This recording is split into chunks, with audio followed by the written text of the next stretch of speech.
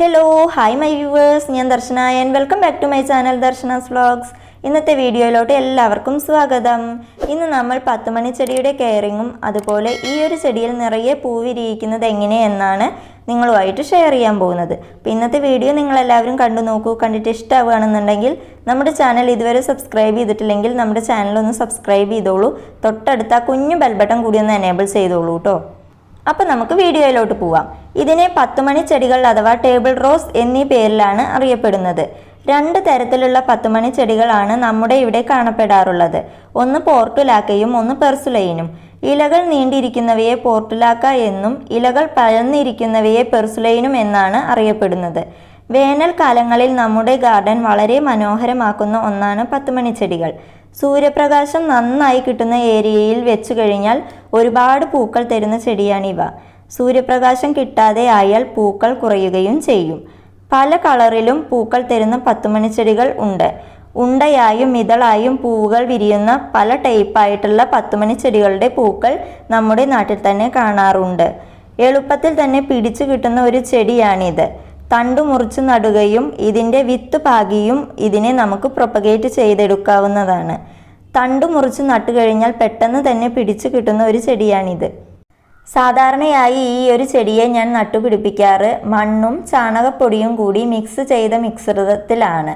ഇതിൻ്റെ ഒരു കട്ടിങ്സ് എടുത്ത് അങ്ങനെയുള്ള ഒരു പോട്ടിൽ വെച്ച് കൊടുത്തു കഴിഞ്ഞാൽ പെട്ടെന്ന് തന്നെ ഇത് പിടിച്ചു കിട്ടുന്ന ഒരു ചെടിയാണ്. അതുപോലെ തന്നെ പെട്ടെന്ന് നശിച്ചു പോകുന്ന ഒരു ചെടി കൂടിയാണ്.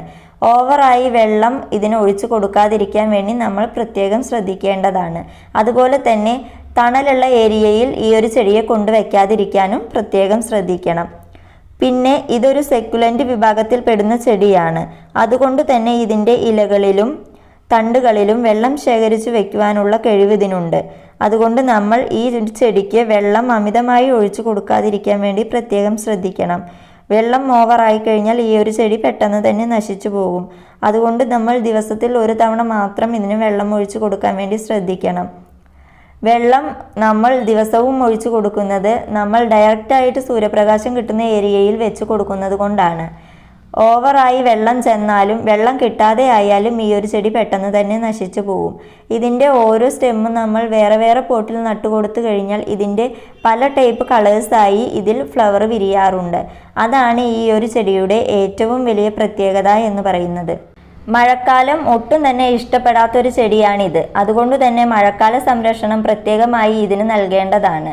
ഡയറക്റ്റായിട്ട് നമുക്ക് ഇതിനെ മണ്ണിൽ നട്ടുപിടിപ്പിക്കാവുന്നതാണ്. വെള്ളം കെട്ടി നിൽക്കാത്ത ഏരിയയിൽ നട്ടുപിടിപ്പിക്കാൻ വേണ്ടി പ്രത്യേകം ശ്രദ്ധിക്കുക. അതുപോലെ തന്നെ ഓരോ ചെടിയിലും പൂക്കൾ വിരിഞ്ഞു കഴിഞ്ഞതിന് ശേഷം ആ ഒരു ഭാഗം കൈവച്ച് നുള്ളിക്കളയാൻ വേണ്ടി പ്രത്യേകം ശ്രദ്ധിക്കണം. അത് നുള്ളിക്കളഞ്ഞാൽ ആ ഒരു ഭാഗത്ത് പുതിയ മുളകൾ വന്ന് നിറയെ പൂക്കൾ തരുന്നതായിരിക്കും ഈ ഒരു ചെടി. പിന്നെ ഈ ഒരു ചെടിക്ക് നമ്മൾ നൽകുന്ന വേറൊരു വളം എന്താണ് എന്നാണ് ഇനി ഞാൻ നിങ്ങളുമായിട്ട് പറയാൻ പോകുന്നത്.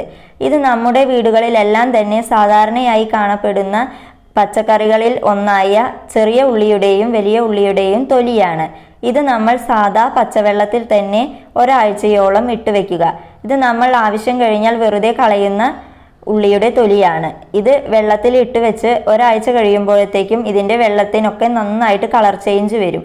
ഈ ഒരു വെള്ളം നമ്മൾ ഈ ഒരു ചെടിക്ക് ഒഴിച്ചു കൊടുക്കുകയാണെങ്കിൽ സാധാരണ നമ്മുടെ ചെടിയിൽ കാണുന്നതിനേക്കാൾ ഇരട്ടി പൂക്കൾ ഈ ഒരു ചെടി നമുക്ക് തരുന്നതായിരിക്കും.